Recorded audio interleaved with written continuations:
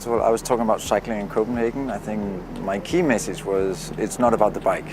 I think when you work with cycling in cities, it's important to be aware that cycling is not the goal in itself. It's a tool to achieve a lot of other things in cities, and it can be a very efficient tool to create cities that are great to live in, that are attractive to invest in. So I think in one way or another, the key message was this: it's not about the bike. It's about creating cities that are attractive for people to live in. If you can even create cities where it's also the natural solution is also to do stuff that is good for your health, that is good for the environment, that is maybe good for the social cohesion of the city, then of course it just adds to the whole thing. If you can create a city where it's easy to get around, and you can get around on your own. Also, if you're a kid or if you're a grown-up that doesn't have access to a car, then also that is important for many reasons, but it's important for the individual level of kind of quality of life. It's important for the kind of how coherent the city is as well. And there, just almost by coincidence, bicycling tend to can work on a lot of these important agendas that are on the focus in most of the large cities around the world these days, whether we speak about climate or health or congestion and so on. There's so many good things about cycling, it becomes boring if you have to mention all the things. So it totally depends who asks. If it's a doctor who asks me, I say the benefit is you get a lot of health effect and people hardly notice it. If it's a traffic planner that asks me, I say, yeah, it's great. The bicycle can help solve the congestion issue. It can move a lot of people around in your city in a very efficient way.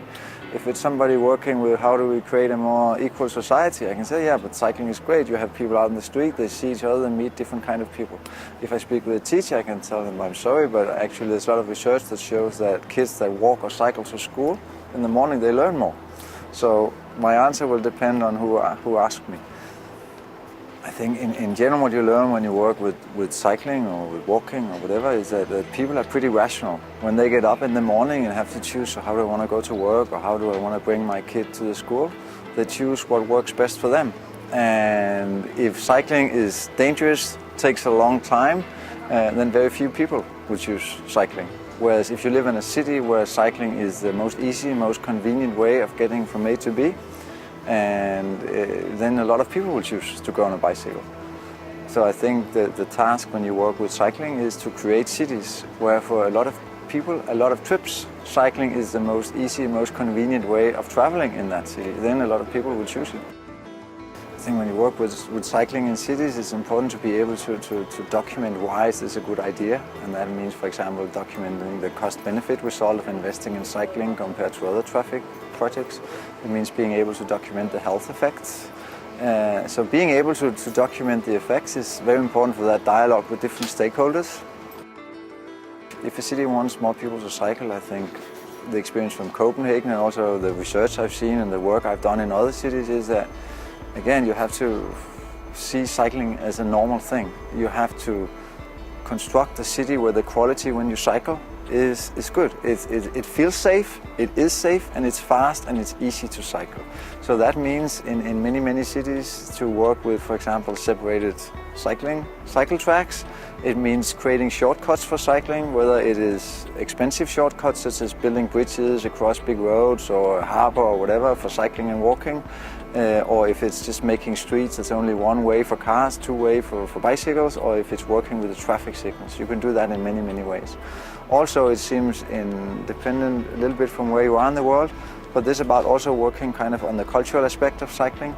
What is the perception of a cyclist? What is a cyclist? Because in some cities, also to a degree in Copenhagen, but even more other places, there can be some very strong pictures of what it is to be a cyclist. And if you don't fit that picture, then you don't think cycling is relevant for you.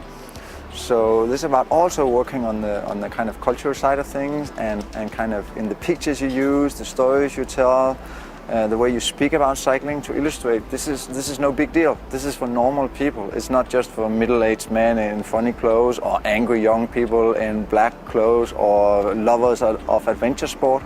It's just a way of getting from A to B. How is your public space? Are there attractive places to go to that are close by? So you can actually walk to a nice playground, or you can cycle to a place where you can swim instead of you have to go into a car to get there. How is cycling, walking tied into public transport? How dense is your city? It's also very, very important when it comes to how competitive can you make cycling.